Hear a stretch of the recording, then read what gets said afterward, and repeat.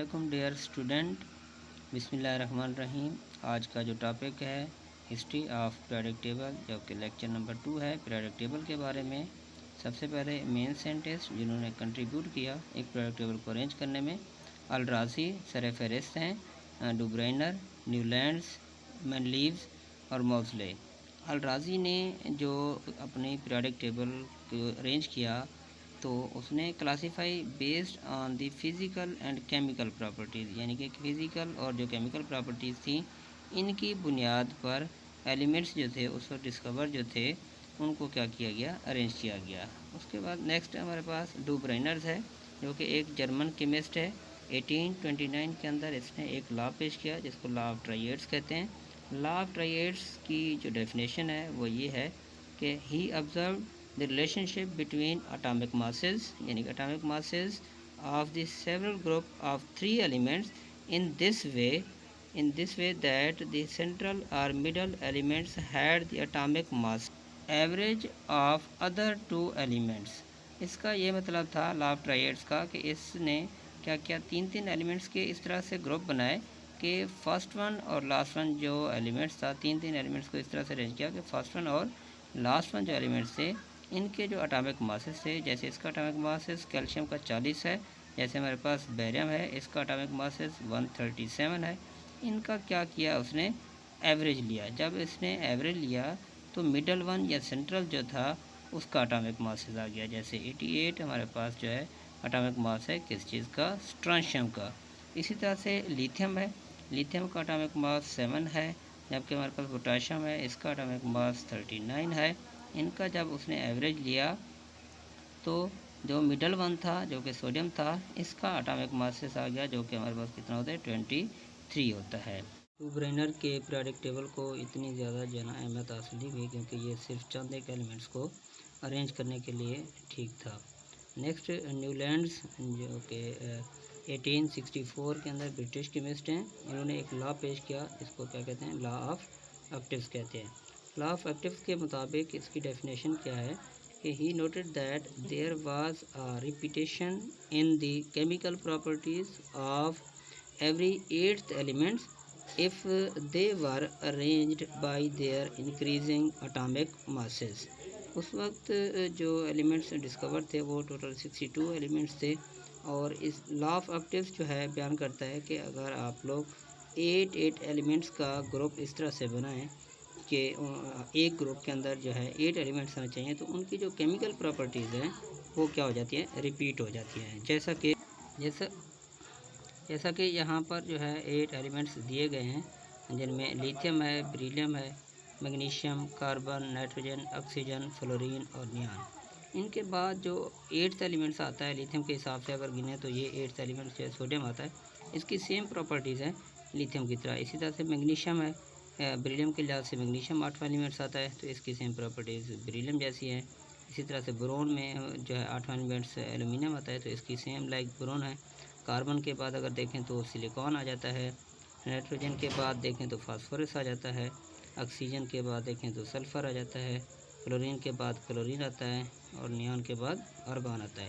यानी कि इस तरह से 8 एलिमेंट्स को जब भी हम लोग अरेंज करते जाएंगे तो उनकी जो केमिकल प्रॉपर्टीज़ हैं वो रिपीट होती जाएंगी, रिपीटेशन आती जाएगी। तो इसको हम लोग क्या कहते हैं, लॉ ऑफ ऑक्टेव्स कहते हैं।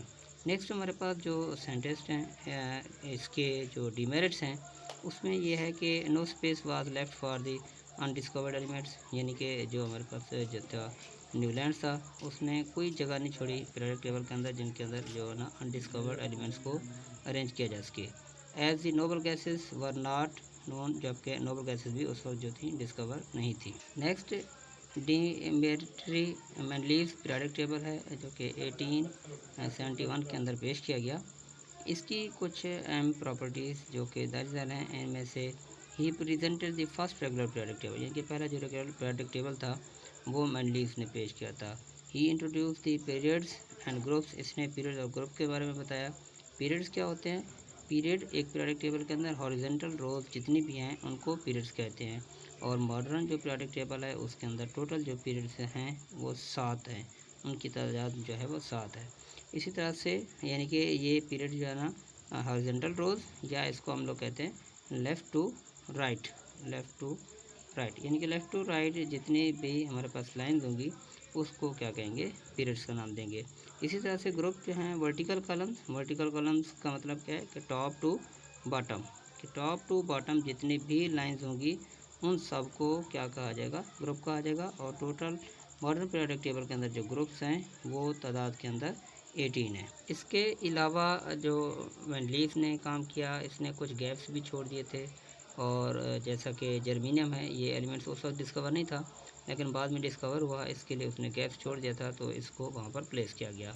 अकॉर्डिंग टू मैंडलीफ के मुताबिक जो डेफिनेशन है इसकी कि as properties of elements are periodic function of their atomic masses, क्या अगर एटॉमिक मासेस की बुनियाद पर हम लोग इंक्रीजिंग एटॉमिक मासेस की बुनियाद पर अगर अरेंज करें तो उससे जो उनकी प्रॉपर्टीज़ हैं वो क्या होती हैं, रिपीट होती हैं।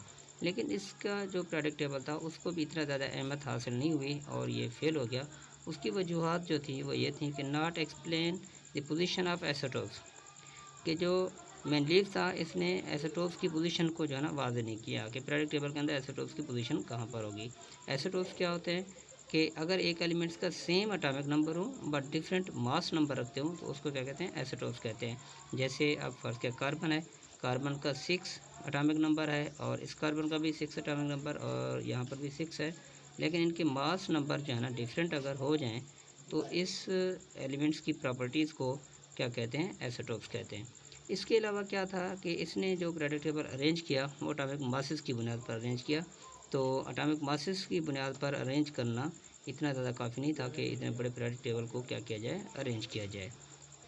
इसके साथ इनके कुछ एमसीक्यूज़ जो है ना डिस्कस किए जा गए हैं, जिनमें से फर्स्ट एमसीक्यूज़ है, how did Mendeleev arrange the tables, atomic number की बुनियाद पर, मास नंबर की बुनियाद पर या एटॉमिक सिंबल की बुनियाद पर, कि मैंडलीफ जो था उसने एटॉमिक जो पीरियोडिक टेबल अरेंज किया किसकी बुनियाद पर अरेंज किया।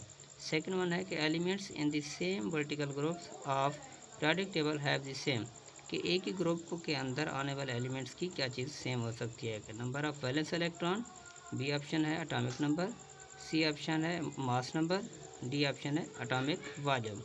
थर्ड एमसीक्यूज है the scientist who did not contribute in the periodic table, कि कौन से साइंटिस्ट ने पीरियोडिक टेबल के अंदर कंट्रीब्यूट नहीं किया।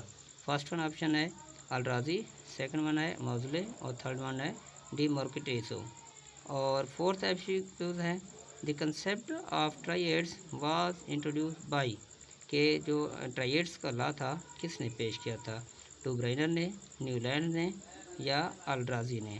इसी तरह से नंबर हमारे पास 5 है कि which one elements was not known when the Mendeleev classify, कि जब मैंडलीफ ने अपना पीरियोडिक टेबल क्लासीफाई किया तो कौन सा एलिमेंट था जो कि उस पर डिस्कवर नहीं था। जिनमें से फर्स्ट वन है हाइड्रोजन था, सोडियम था, कॉपर था या जर्मीनियम था।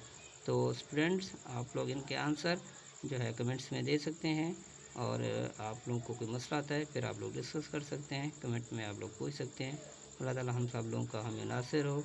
थैंक्स फॉर वाचिंग और काइंडली लाइक माई चैनल। अगर आप लोगों को वीडियो अच्छी लगी हो तो सब्सक्राइब ज़रूर कीजिएगा और घंटी के बटन को ज़रूर दबा दें। जज़ाकल्लाह।